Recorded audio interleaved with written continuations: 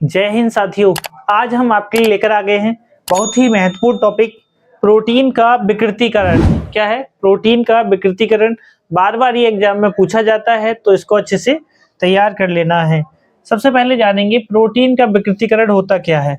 देखो, सभी प्रोटीन जो हैं प्रकाश क्रियाशील व कोलाइड होती हैं। सभी प्रोटीन प्रकाश क्रियाशील होती हैं और कोलाइड होती हैं। और जब किसी प्रोटीन को गर्म किया जाता है, जब किसी प्रोटीन को गर्म किया जाए या इसमें अम्ल या क्षार मिलाते हैं, ठीक है, तो विलयन से ये स्कंदित या अवक्षेपित हो जाती हैं। जब किसी प्रोटीन को गर्म कर दिया जाए अथवा उसमें अम्ल अथवा क्षार मिला दिया जाए तो ये क्या हो जाती हैं? अवक्षेपित हो जाती हैं। ठीक है, प्रोटीन की यह अवक्षेपण की स्थिति कहलाती है विकृति, तथा यह प्रक्रिया कहलाती है प्रोटीन का विकृतीकरण। क्या कहलाती है? प्रोटीन का विकृतीकरण। इसमें होता क्या है तो समझना है। प्रोटीन की, याद रखना, प्रोटीन के विकृतीकरण में, ठीक है, प्रोटीन की द्वितीयक और तृतीयक संरचनाएं नष्ट हो जाती हैं। कौन कौन सी? द्वितीयक और तृतीयक संरचनाएं नष्ट हो जाती हैं। बात याद रखने की यह है कि इसमें प्राथमिक संरचना पर कोई प्रभाव नहीं पड़ता। ठीक है, प्रोटीन की प्राथमिक संरचना पर कोई प्रभाव नहीं पड़ता। बहुत महत्वपूर्ण बात है। क्लियर है? दूसरा, विकृतीकरण के परिणाम स्वरूप जल में घुलनशील जो प्रोटीन होती है, ग्लोब्यूलर जो प्रोटीन होती है, वो जल में अघुलनशील, ठीक है, फाइबर में बदल जाती है। ठीक है, फिर से समझो। विकृतीकरण के परिणाम स्वरूप जल में घुलनशील ग्लोब्यूलर प्रोटीन पानी में अघुलनशील फाइबर युक्त प्रोटीन में बदल जाती है, जिससे क्या होता है?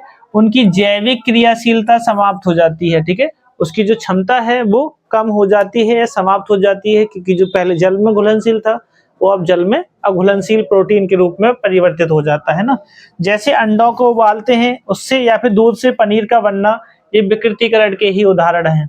ठीक है, बात ये भी जाननी है कि विकृतीकरण या प्रोटीन का विकृतीकरण दो प्रकार का होता है। कैसा होता है? पहला होता है उत्क्रमणीय विकृतीकरण, दूसरा होता है अनुत्क्रमणीय विकृतीकरण। ठीक है, सबसे पहले जानेंगे उत्क्रमणीय विकृतीकरण के बारे में। क्या होता है उत्क्रमणीय विकृतीकरण? प्राय लवणों की उपस्थिति के कारण होता है। किसके?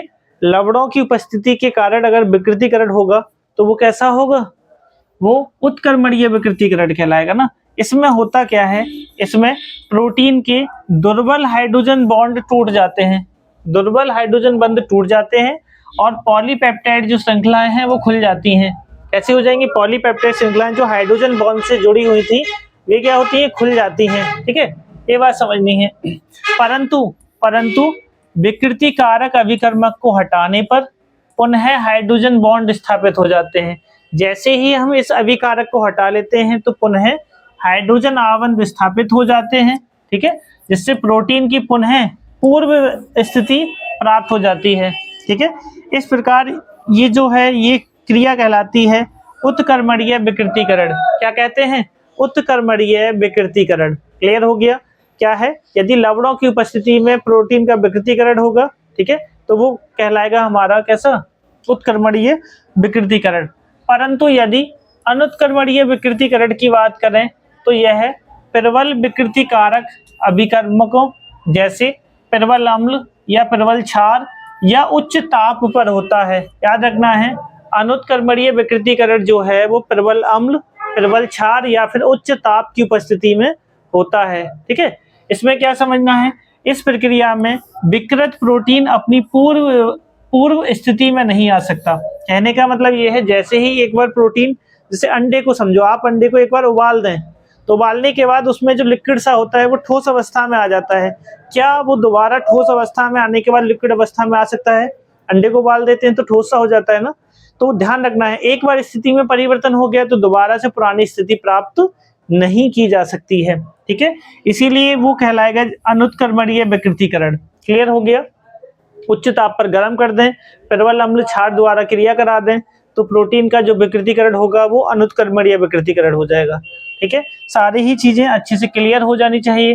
बस आपसे यही हम कहेंगे कि आप सभी जब भी क्लास को देखते हैं तो वहाँ एक कमेंट जरूर कर दिया करें, साथ ही साथ सभी फ्रेंड्स के पास शेयर करते रहिए। ठीक है, मिलते हैं आपसे नेक्स्ट टॉपिक में, तब तक के लिए जय हिंद।